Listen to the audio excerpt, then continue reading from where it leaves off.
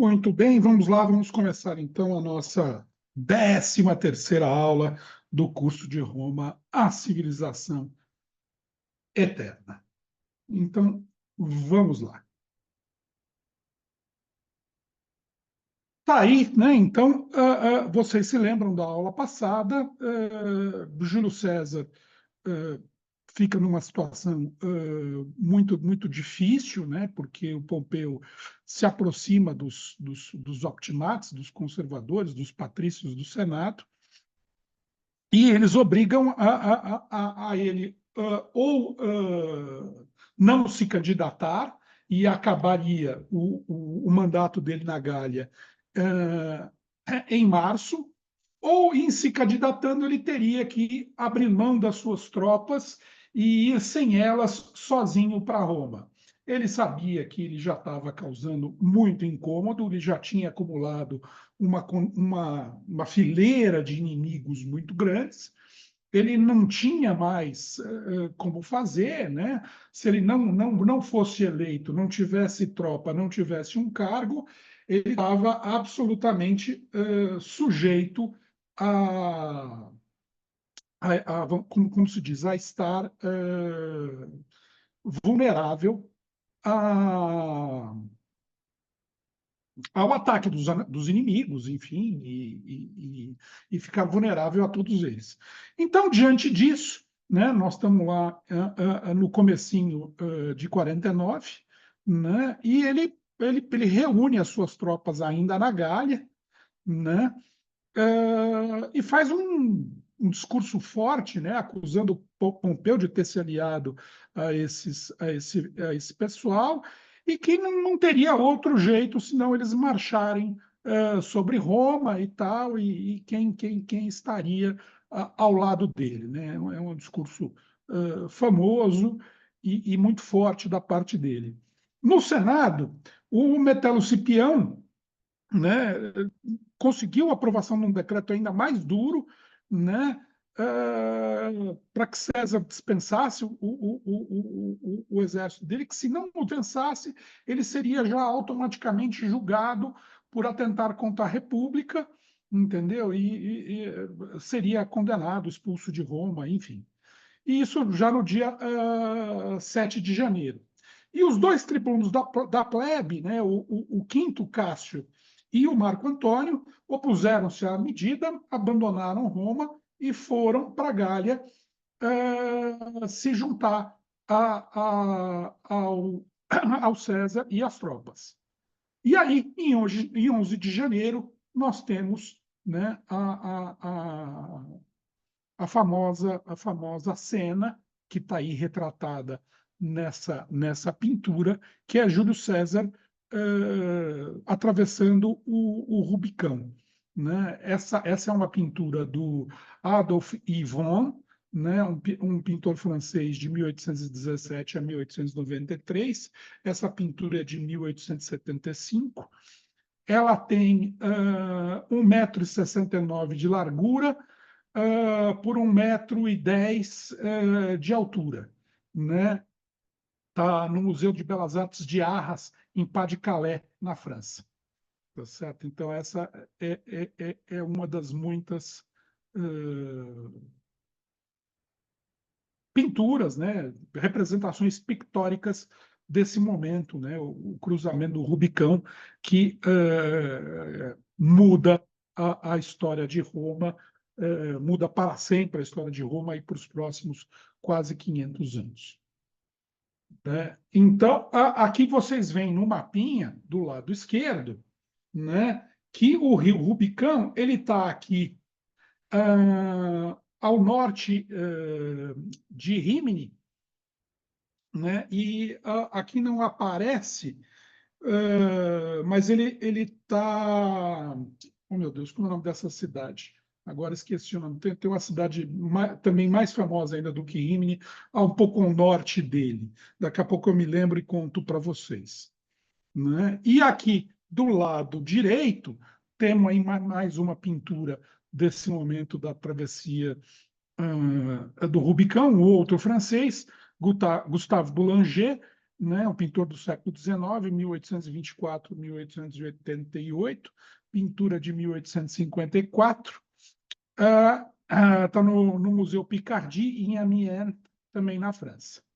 Tá certo? É Ravenna. Então, o Rubicão fica aqui. Ravenna está bem um pouco aqui ao norte e Rimini está ao sul. O Rubicão fica exatamente no meio das duas cidades. E quando ele cruza, né, ele está temeroso do que ele vai fazer, ele não tem certeza. Ele fala essa famosa frase, né? O alia jacta est, né?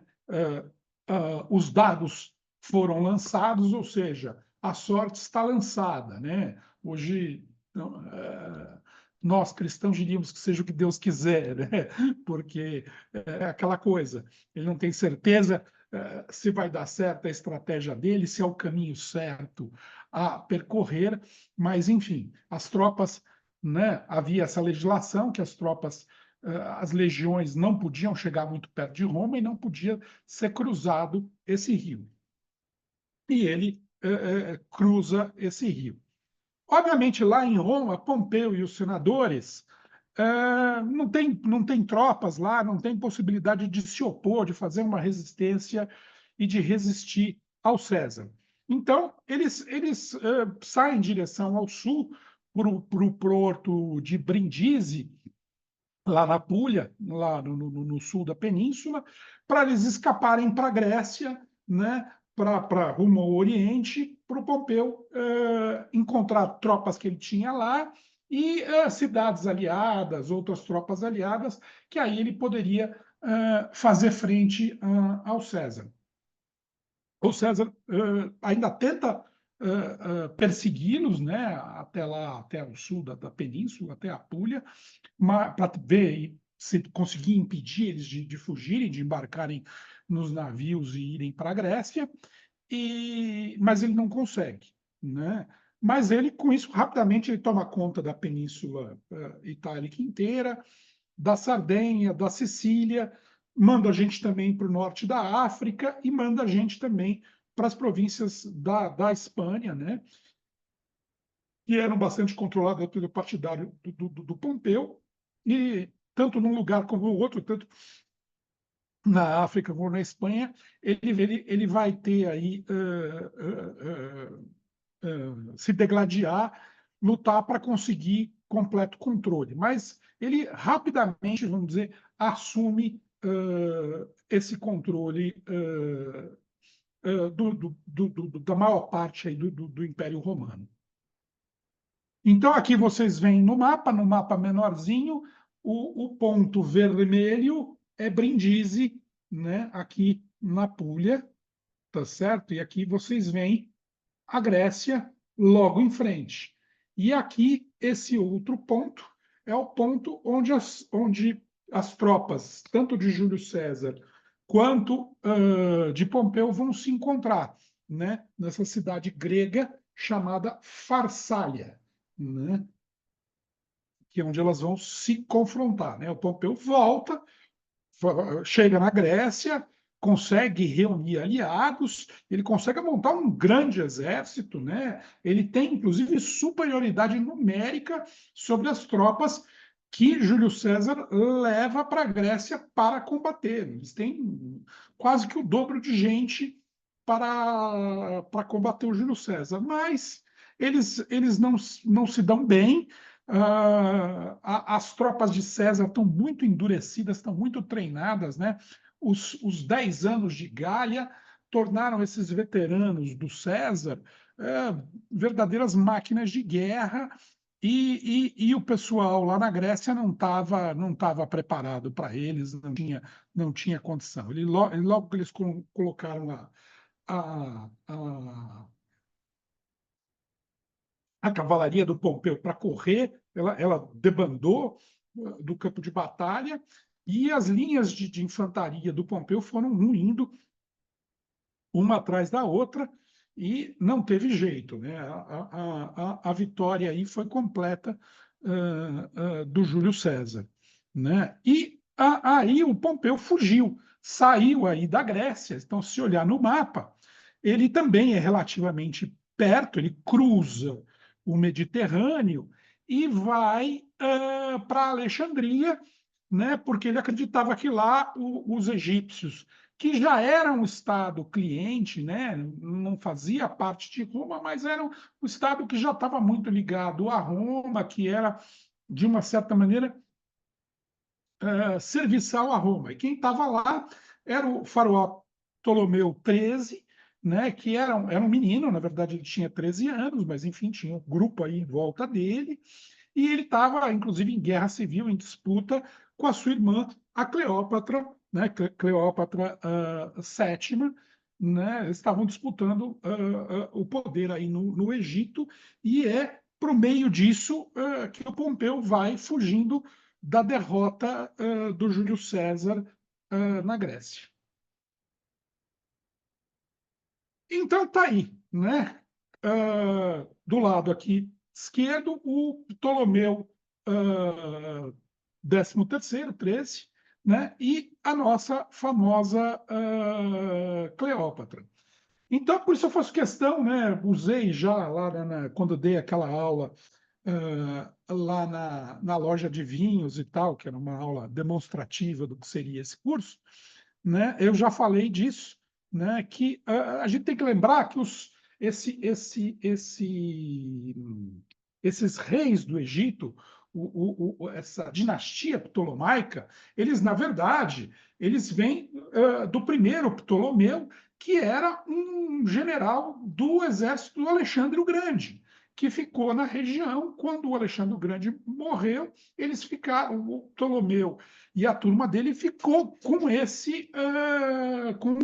com esse pedaço aí, do que era o reino do Alexandre o Grande, no caso aí o Egito. Entendeu? Então, eles não eram egípcios de nascença. Na verdade, né, eles eram como Alexandre, macedônios. Então, como macedônios, eles obviamente deveriam ter pele muito clara e muito provavelmente seriam loiros ou de cabelos mais claros e de olhos claros. Eles não teriam um biotipo que a gente imagina como sendo de um egípcio ou até de um egípcio atual, né, mais moreno e tal. Nada disso, esqueçam isso. Eles, inclusive, durante toda a dinastia deles, os irmãos casavam entre si, então era muito casamento dentro da família. Então não tinha nem mistura de sangue com eles, entendeu? Então eles eram muito mais. Então eu gosto dessa figura aqui, dessa representação da Cleópatra, mais Elizabeth Taylor, né, que eu acho que, na verdade, é a verdadeira face de como eram os ptolomaicos lá no Egito. E, como eu estava dizendo, os dois estavam em guerra e tal, estavam em disputa. E assim que o Pompeu desembarca, né, ele desembarca lá em 29 de setembro de 48 antes de Cristo, ele é assassinado brutalmente pelos soldados do Ptolomeu. Né? O Ptolomeu achava que com isso ele ia agradar o César, que ele ia criar uma boa condição, ia conseguir se aliar ao César e ia vencer a, a Cleópatra na disputa pelo Egito. Esse era o plano do Ptolomeu e da turma dele. Mas o César chega logo depois e ele queria prender, queria castigar, sei lá, ele queria o Pompeu para ele não queria o Pompeu morto.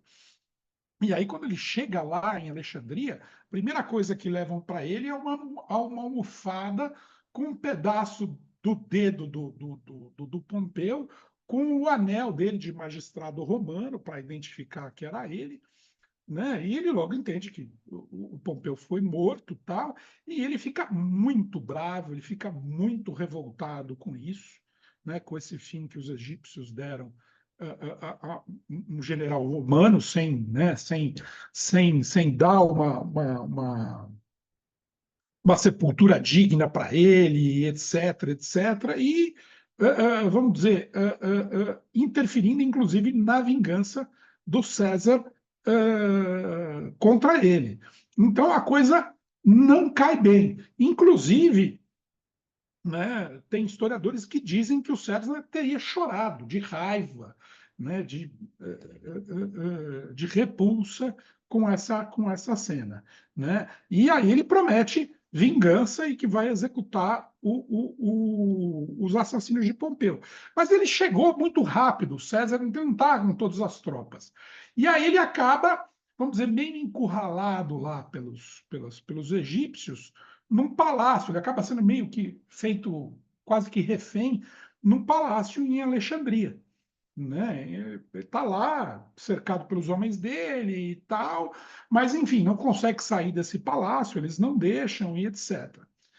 E porque o Ptolomeu quer convencê-lo a entrar para o lado dele e resolver a guerra civil do Egito. Mas a Cleópatra, muito mais ardilosa, né, muito mais esperta, ela consegue ser levada para dentro desse palácio, né, dentro de enrolada dentro de um tapete, né, enrolada dentro de um tapete. Deram uma desculpa, tinham que levar o tapete estava voltando, sei lá eu, e surpreende o César se apresentando a ele, né? E ela então tinha 17 anos, né? Uma coisa muito, né? Ela era muito jovem e o César tinha mais de 40 e tal, e ela seduziu o César e, obviamente, o convenceu a ser aliado dela contra o seu irmão. E esse irmão, aí, quando viu que não estava resolvendo, ele tinha uma outra irmã que também estava na disputa, a Arisone, quarta, e que eles se aliaram para tentar vencer o César. Mas, em janeiro de 47, chegam as tropas do César em Alexandria, tá certo? E aí os egípcios não têm como resistir às tropas do César. O Ptolomeu morre na chamada Batalha do Nilo, né? E, e a outra acho que também se exila, enfim. E com isso ele põe a Cleópatra no poder, né? Ele tem um filho né, começa esse caso firme com a Cleópatra, ela logo fica grávida, tem um filho dele, o Cesarião, né? E no ano seguinte ela já viaja para Roma, onde ela fica de 46 a.C. até 44, quando o César morre, né? Ela fica na vila que o César tinha do outro lado do rio Tibre, né? Uma espécie de um sítio, uma casa afastada do centro, mas ele leva ela para lá e a mantém lá, né? Ela é como se fosse uma visita estrangeira, uma imperatriz que está lá e tal, mas na verdade ela é a amante dele, e a partir daí eles e os romanos vão começar a controlar por completo o Egito. Aí o César ainda teve que enfrentar uma resistência liderada pelo Catão o Jovem, né? E que ele acaba por sufocar em 46, né? O Catão Jovem acaba indo para a África, acaba se matando, porque não consegue vencer também as tropas do César e tal. E no ano seguinte, já no começo de 45, a resistência que existia na Espanha, por parte de alguns filhos do Pompeu e tal, e com aliados deles, acabam também sucumbindo, né? Já no começo de 45, César está absolutamente senhor da situação, não tem mais o que se preocupar com seus inimigos ou com forças inimigas. Né? Ao mesmo tempo que ele venceu essa turma, aquela outra turma mais política que não se meteu, vamos dizer, nas guerras e etc., né? Os senadores, os patrícios que estavam aí aliados ao Pompeu e a esse grupo, e que não pegaram em armas, ficaram em Roma ou se exilaram e tal, ele perdoou, como Cícero, como Brutus, como uma série de outros, ele perdoou e todos eles voltaram a Roma, voltaram a seus cargos, voltaram à sua vida normal. E com isso ele celebrou 2 semanas de triunfo. Foi um triunfo espetacular para comemorar todas as suas vitórias, para comemorar todos esses êxitos que ele tinha tido nesses 2 anos. E aí ele foi nomeado pelo Senado ditador vitalício e com autoridade sem qualquer limite, né? Ele podia designar, demitir todos os magistrados romanos, o próprio Senado, os cônsules, como ele bem entendia, né? E aí ele aproveitou para recompensar os veteranos dele da Gália e das guerras com terras, né? Aquele esquema já que já estava se tornando tradicional, né? Porque, como vocês se lembram, desde o Caio Mário mudou o exército romano e aí todas as pessoas podiam fazer parte do exército romano, não só aquelas que tinham propriedades e tinham dinheiro para pagar suas vestimentas, sua capacidade de luta, né? O exército se tornou algo profissional. E parte da remuneração do exército era receber terras. Então, ele fez essa distribuição de terras para os soldados deles, para as legiões dele. Do mesmo modo, ele ofereceu muitos jogos de entretenimento para a plebe, né? Já era muito querido pelo povão, pela plebe de Roma, e aí ele tratou nesse tempo aí também, fazer com que eles ficassem satisfeitos, né? Agradecer a eles o apoio que ele sempre teve. Ao mesmo tempo, ele reformou muito da legislação e reorganizou a administração da cidade. Uma das coisas muito famosas também que ele fez foi a reforma do calendário, né? O calendário mais ou menos do jeito que nós conhecemos hoje, né? Antigamente era um calendário lunar e passou a ser esse calendário solar, né? Foi uma invenção dos egípcios, uma inovação feita lá em Alexandria que ele trouxe para corrigir o problema que existia de defasagem de data, das datas estarem fora das estações do ano, né? Então, a colheita estava variando, você tinha uma série de problemas relacionados ao calendário. E o calendário dele durou aí mais de 1000 anos, acumulou um pequeno erro, né? E teve que ser novamente aí corrigido. Mas é basicamente a forma de 12 meses, 7 dias da semana, né? Isso permaneceu. O que precisou ser acrescentado depois foi o ano bissexto para regular as defasagens, né? Então, essas foram coisas importantes que ele fez. E aí, em relação ao que se vê lá em Roma, ele iniciou as primeiras obras para a ampliação do Fórum Romano, né? Ele queria construir uma nova cúria para o Senado, que é aquela que eu já mostrei para vocês há 2 aulas atrás, né? Aquela que fica em frente à rostra, e ele ia fazer uma ampliação, né? Com mais templos, com mais área de prédios administrativos, nisso que hoje a gente chama de Fórum de César.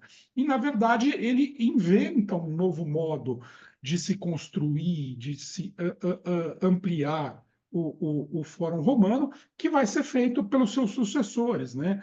Nós vamos ter o Augusto fazendo o Fórum de Augusto, nós vamos ter o Nerva fazendo o Fórum de Nerva, nós vamos ter o Trajano fazendo o Fórum de Trajano, que nada mais serão que ampliações daquele espaço, né? Então, esses fóruns feitos a partir do Júlio César são o que a gente hoje denomina de fóruns imperiais, tá certo? Mas isso tudo começou lá com o Júlio César, com essa reforma que ele queria, inclusive, fazer lá na área central de Roma, né? Na área do fórum, porque, no fundo, talvez quem tenha começado isso foi o Pompeu, fazendo o que eu mostrei na aula passada, o teatro de Pompeu, com aquele espaço, com a Cúria, com todas aquelas obras, né? Então, essa é uma coisa que o Pompeu começa, o Júlio César também vai fazendo isso, e isso vira meio que uma marca da civilização romana, né? Constroem cada vez mais e aumentam a cidade cada vez mais.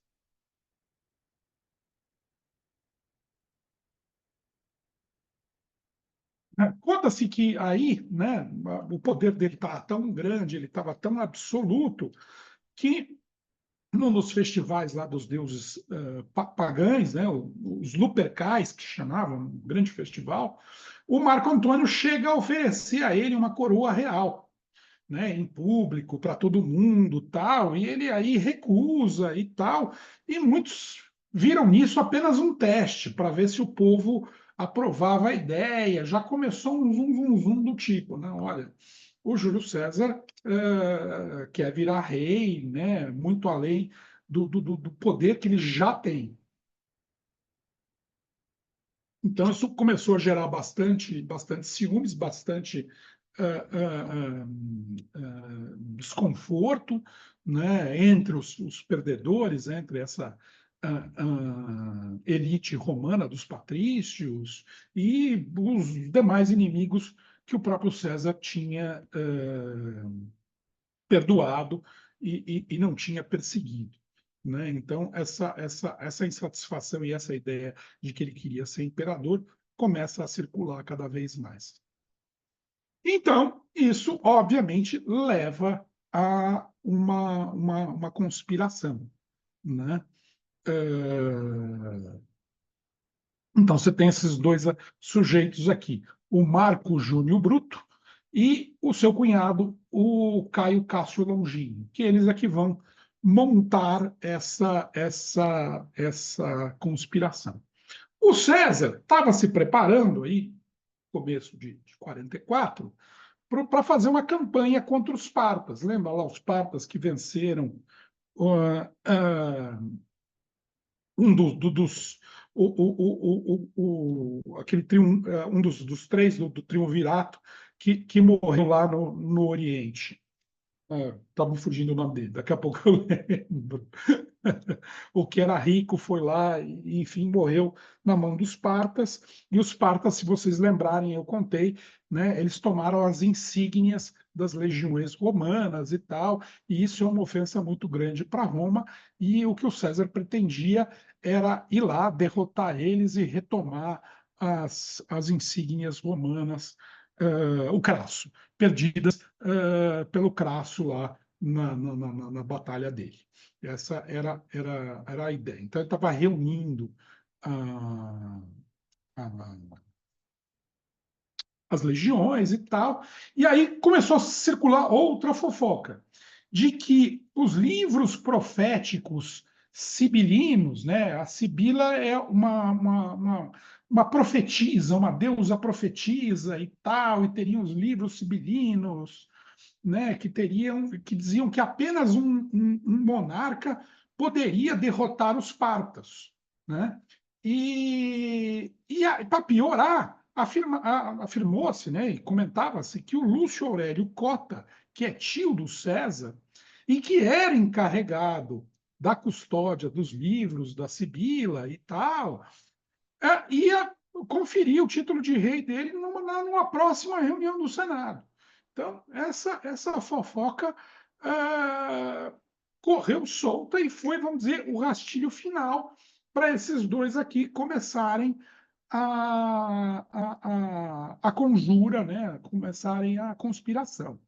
Né? E no dia 22 de fevereiro de 44, os dois, após uma conversa entre eles e tal, concordaram que algo precisava ser feito para evitar que o César se tornasse rei dos romanos, né? Que eles iam resolver essa questão.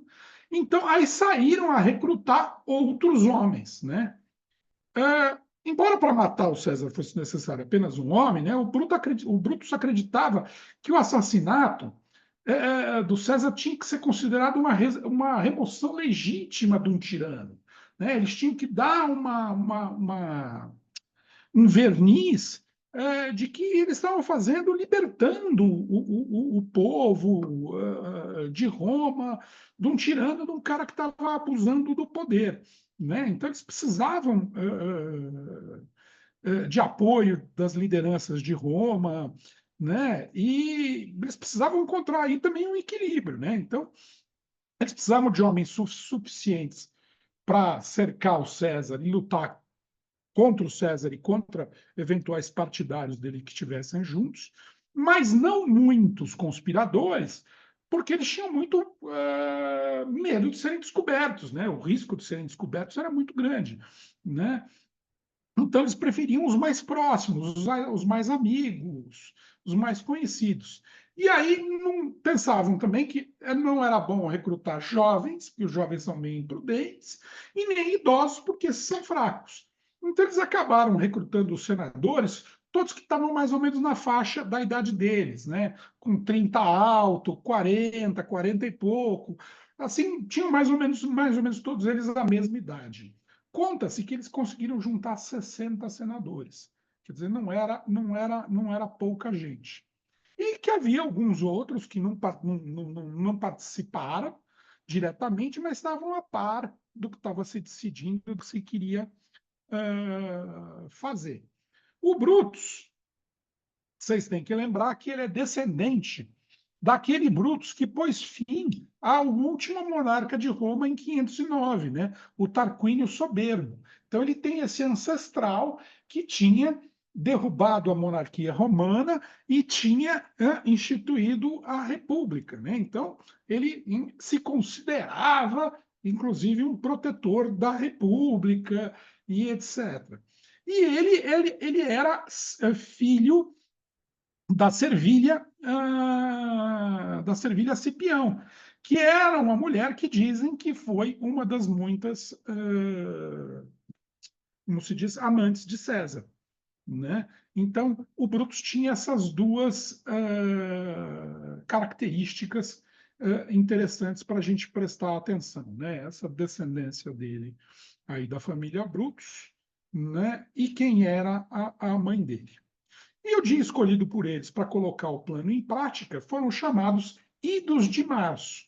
Os Idos de Março, ou seja, a metade do mês de março, ou seja, o dia 15 de março, pelo calendário, né? E aí, vamos dizer, essa data, né, ficou conhecida, né, como Idos de Março, e ela se tornou, vamos dizer, na antiguidade, um negócio como o 11 de setembro, o assassinato do Kennedy, aquela coisa, onde você estava nos idos de março, o que você estava fazendo nos idos de março. Então, se tornou uma data e um período muito fulcral para os romanos ao longo de muitos e muitos anos.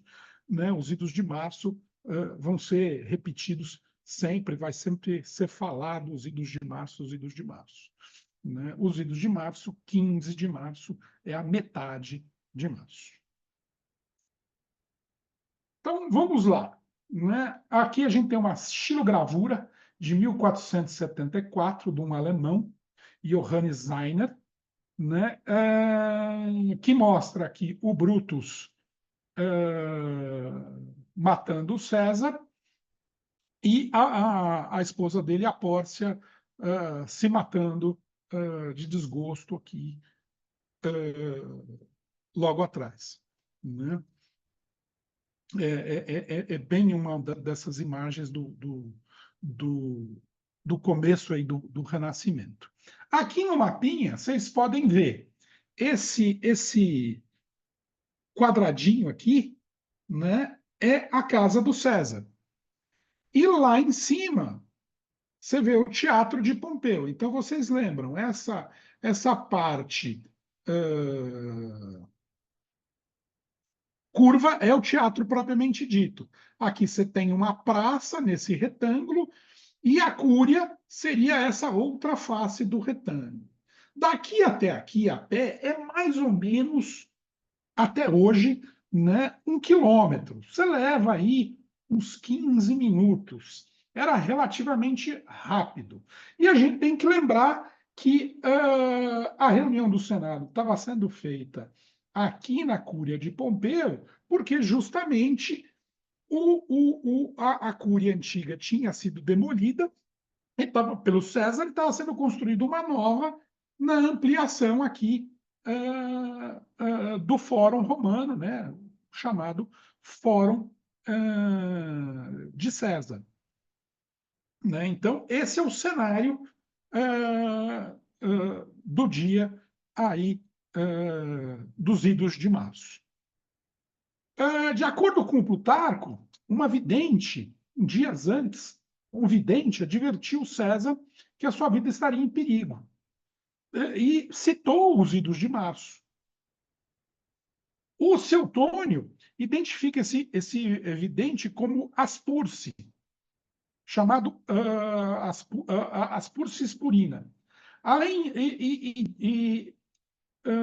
em 1º de março, aconteceu também uma outra coisa. O César viu o Cássio falando com o Bruto e teria comentado com o assessor dele. O que você acha que esse Cássio está fazendo? Eu não estou gostando da aparência dele, parece pálido, ele parece assustado. Ou seja, havia já à volta de César, né, um monte de rumores e esse clima de conspiração, esse clima de que alguma coisa não estava certa, de que alguma coisa ia acontecer. Então ele não estava, o César não estava absolutamente alheio.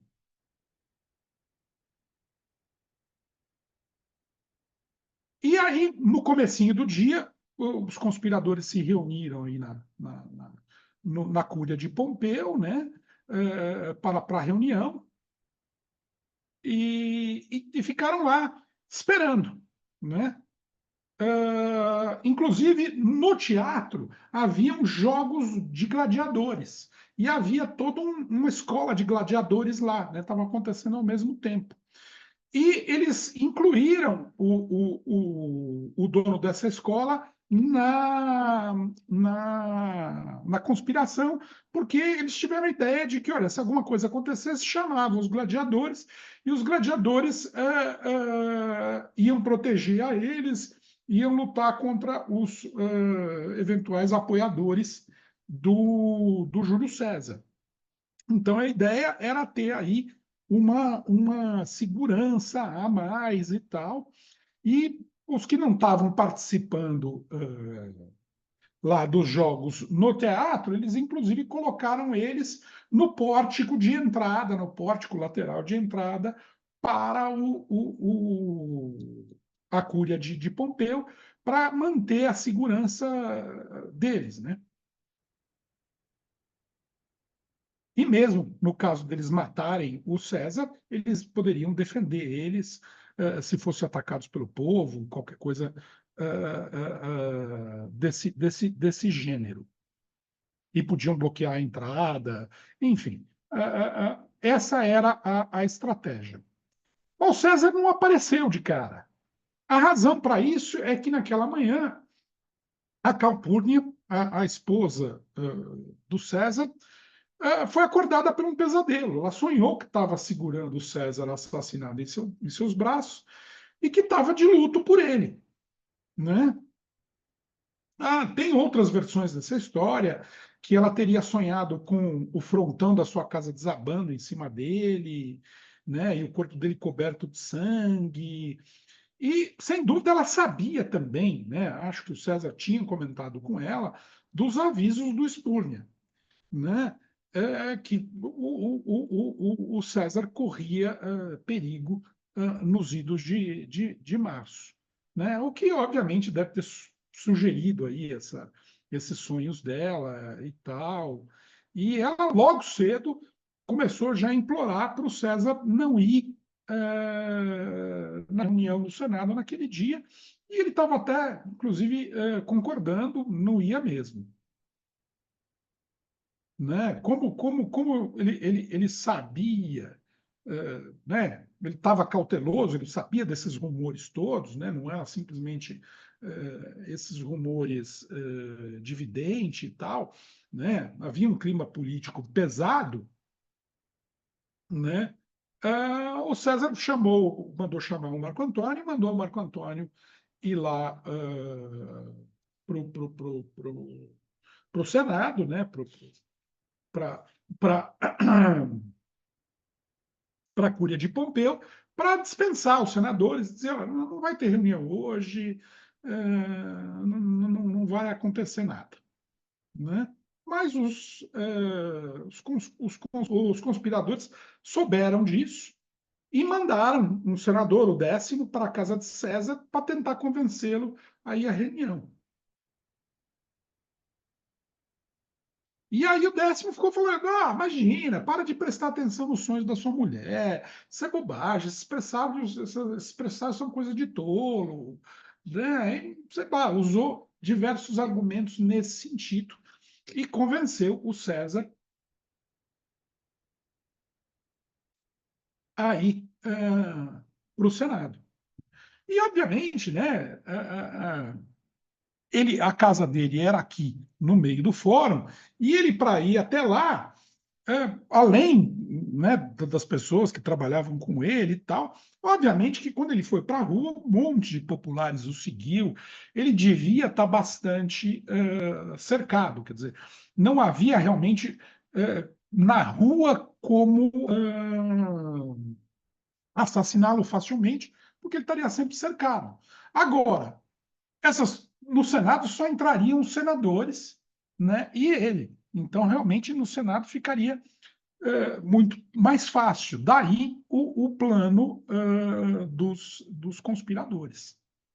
Né? E os conspiradores, todos eles, né, não sei se os 60, mas a maioria deles, levava pequenas adagas, né, guardadas dentro das suas túnicas e estavam prontos para matá-lo. Essa aqui é um pintor francês também, Victor Honoré Janssen, 1658-1736. Provavelmente a pintura de 1680 é um pintor flamenco, né? E desse período final do século XVII e começo do século XVIII. Ela tem 60 centímetros de altura por 90 de largura, pertence a uma coleção particular. Mas voltemos então aqui à nossa história. Então César estava caminhando para o Senado e avistou o Spurnier. E aí ele tirou um sarro do Spurnier: os idos de março chegaram. César gritou para ele, né? Sim, os idos chegaram, respondeu Spurnier, mas ainda não se foram. Né? E Marco Antônio estava com ele, né? Começou a entrar com César, mas foi interceptado lá pelos conspiradores e foi lá detido do lado de fora. E lá permaneceu, né? Detido do lado de fora, e o César entrou sozinho no Senado. E aí, um dos senadores, o Lúcio Tito Cimbro, apresentou já de cara uma petição, né, dizendo: olha, preciso trazer meu irmão que está exilado de volta e tal. E aí outros senadores se aglomeraram em volta para oferecer apoio a essa petição do Lúcio Tílio, e, e aí dizem, né, tanto o Plutarco quanto o Suetônio, quanto que o César dispensou lá, né, não é na hora de tratar disso. Mas que o Tílio Cimbro segurou ele pelo ombro e puxou ele pela toga. E o César protestou: para com isso, que é isso, né? Ao mesmo tempo, né, um outro puxou da adaga e deu um golpe de relance já no pescoço do César. O César foi pegar esse que tinha passado a faca de qualquer jeito, né, xingando ele, o que você está fazendo, seu louco? Né? E esse gritou, né, por socorro. E aí, em poucos instantes, o grupo inteiro, incluindo o Bruto, estava esfaqueando o César. César tentou fugir, mas já tinha sangue no rosto, sangue nos olhos, tropeçou, caiu e os homens continuaram a apunhalá-lo indefeso, mesmo caído no chão. Né? Ele caiu em frente aí à estátua do Pompeu, que estava logo na entrada dessa cúria. Né? Logo que você entrava na cúria, tinha a estátua do Pompeu, e ali ele caiu. E depois constataram que ele foi esfaqueado 23 vezes. Ele sofreu 23 facadas. Mais uma obra representando aí esse momento tão dramático, né? Esse momento tão único. É um italiano, dessa vez, Vincenzo Camuccini, 1771-1844, né? Um pintor italiano do neoclassicismo. Né, provavelmente a obra é de 1805, né, ela tem 1,12 m de altura por 1,95 m de largura. Está na Galeria Nacional de Arte Moderna em Roma, certo?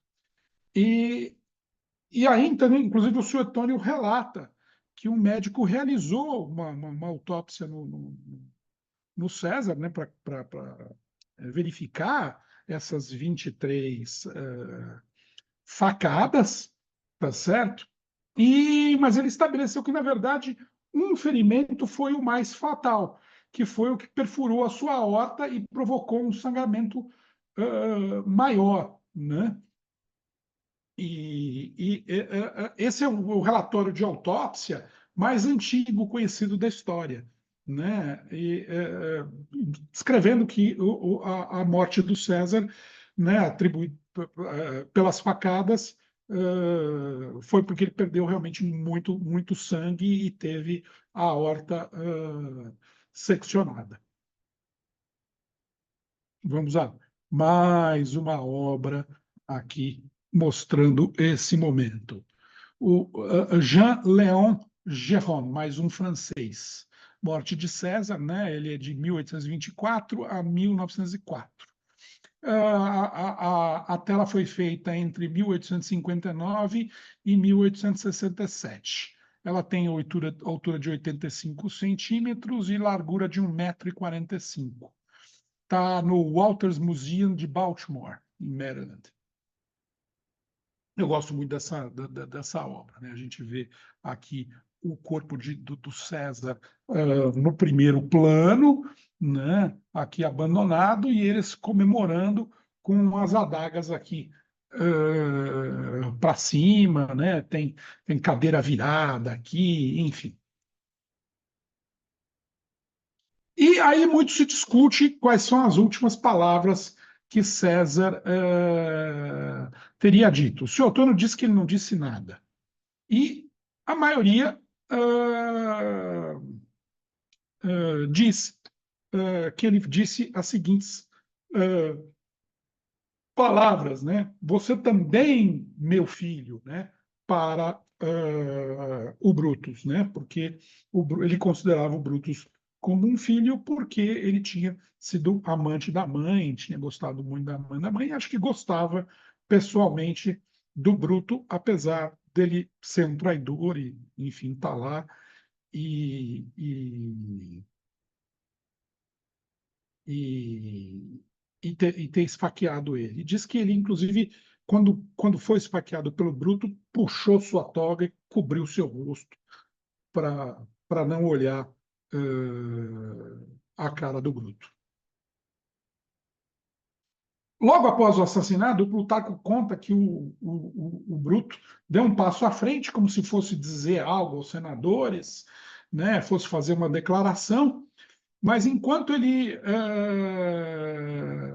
fazia isso, todos os senadores saíram fugidos, gritando, né, e um grupo menor deles saíram marchando e anunciando, né, pela cidade: olha, povo de Roma, nós somos livres, morreu o ditador e tal, e eles foram recebidos pelo completo silêncio. A cidade não fez nenhuma menção nem contra nem a favor. As pessoas, pelo jeito, ficaram chocadas com aquela notícia e não mais aconteceu naquele momento. Todos, então, acabaram saindo da cúria de Pompeu e largaram o corpo lá. E só quem sobrou foram, né, quem acabou entrando lá, e foram três. Só quem sobrou foram três escravos dele, que estavam com uma liteira, provavelmente uma liteira que devem ter usado para trazer ele, né? E colocaram o corpo dele na liteira e em três escravos levaram de volta para casa, né? Então era uma liteira que era para quatro pessoas carregarem. Então, imagina, eles foram parando pelo caminho e a liteira estava aberta e as pessoas viam o corpo ensanguentado do César, o seu braço caído para fora, né? Então, foi uma cena muito brutal e que marcou todos aqueles que estavam na rua e viram isso que aconteceu. Aqui nós temos ainda mais uma dessas obras, né?